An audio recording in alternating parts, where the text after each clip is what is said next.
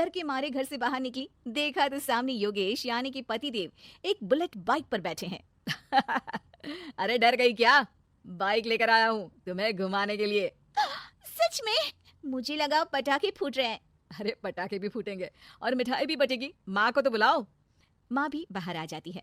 अरे योगेश बेटा, इतनी जल्दी आ गया? और ये गाड़ी किसकी है? साहब की है? हाँ माँ, तुम्हारा बेटा साहब से कम है क्या? मेरी है। अरे बेटा, इतनी बड़ी गाड़ी ले ली, इससे तो तू घोड़ा ही ले लेता, महंगी पड़ी होगी ना। माँ महंगी सस्ती छोड़ो और मिठाई लाया हूँ, गांव में बंटवा दो। अरे बंटवा क्यों दो, पीछे बैठो, गांव में बांट कर आते हैं।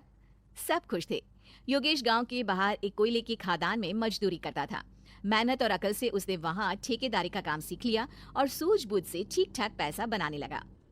गांव में बात फैल गई कि योगेश के घर धमाका गाड़ी आई है। ऐसी गाड़ी पहले कभी किसी ने गांव में तो देखी नहीं थी। योगेश और माँ गाड़ी से वापस घर आ जाते हैं।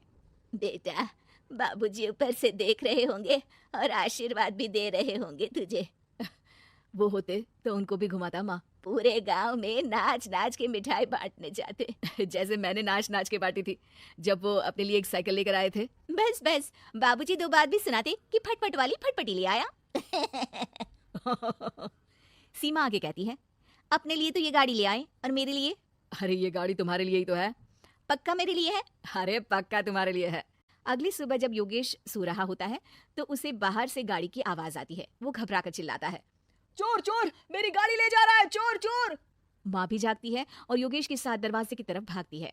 जैसे ही दोनों बाहर निकलते हैं तो देखते हैं कि सीमा गाड़ी चला रही है। अरे बहू, नाक कटवाओगी क्या? ये क्या कर रही हो? अरे गिर जाओगी, ये क्या कर रही हो तुम? सीमा गाड़ी को रोक कर कहती है, सारे गांव में घुमा लाई, कहीं नहीं गिरी। क्या? सारे गांव में घुमा लाई? अरे लोग क्या कहेंगे बहू, सोचा क्या एक बार? यही कहेंगे कि कितनी अच्छी गाड़ी है। अरे तुम्हारे बारे में। हाँ कहेंगे ना कि देखो कितनी अच्छी गाड़ी पर बैठी है। बहू गाड़ी रखकर योगेश और सासू माँ के पास जाती है। तुमने कब गाड़ी चलाना सीखा? हमारे बाबूजी के पास पुरानी स्कूटर थी, सीख ली। फिर स्कूल में एक मास्टर जी भी ऐसी ही गाड़ी लेकर आते थे, उन्होंने सिखा दी। हाँ हाँ, स्कूल के मास्टर आजकल यही सब तो सिखा रहे हैं। पढ़ाई का कुछ सिखाते तो कुछ भला होता। अरे बहू, अब गाड़ी मत चलाना। हमारे परिवार में कभी किसी औरत ने पीछे से आगे की सीट पे आने की हिम्मत नहीं की है। तुम भी मत करना, समझी? जी समझ गई माँ जी।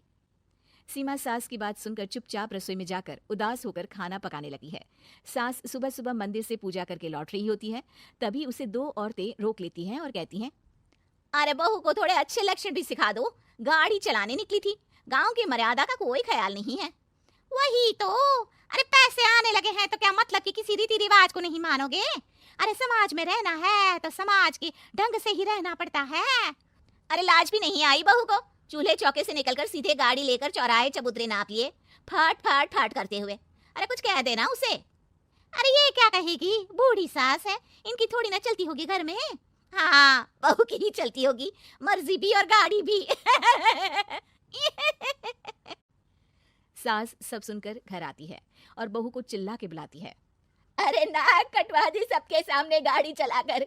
औरत जात गाड़ी नहीं चलाती। शहरों में तो 4 पहियों वाली गाड़ी भी चलाती हैं और हेलीकॉप्टर, हवाई जहाज भी। शहर में थोड़ी ना रहती हो मैडम साहिबा। आज के बाद गाड़ी से ही नहीं, यूं भी निकलना बंद तुम्हारा घर से। माँ सही कह रही है, कहीं भी जाना हो तो मुझे बता देना, मैं लेकर चलूंगा। आज माँ को तुम्हारे कारण कितनी बातें सुननी पड़ी।